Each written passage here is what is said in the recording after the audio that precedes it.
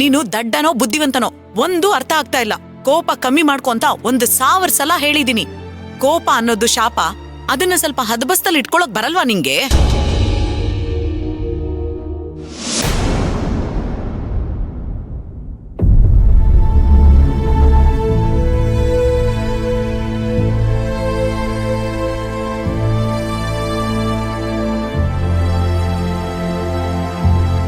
ಪಲ್ಲವಿ,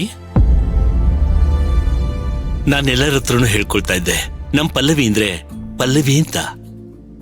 ಯಾವುದೇ ವಿಚಾರದಲ್ಲೂ ಅಳಿದು ತೂಗಿ 4 ಸಲ ಯೋಚನೆ ಮಾಡಿ ನಿರ್ಧಾರ ತೆಗೆದುಕೊಳ್ತಾಳೆ ಅಂತ.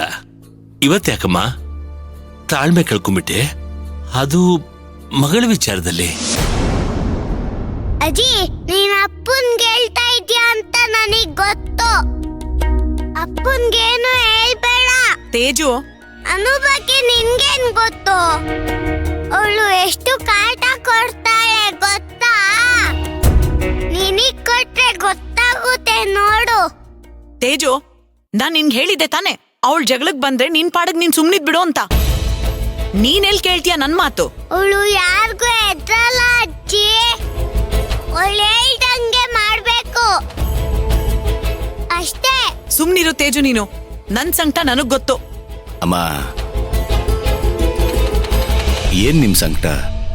ಅಲ್ಲ ಕಣೋ ವಿಕ್ರಾಂತ್,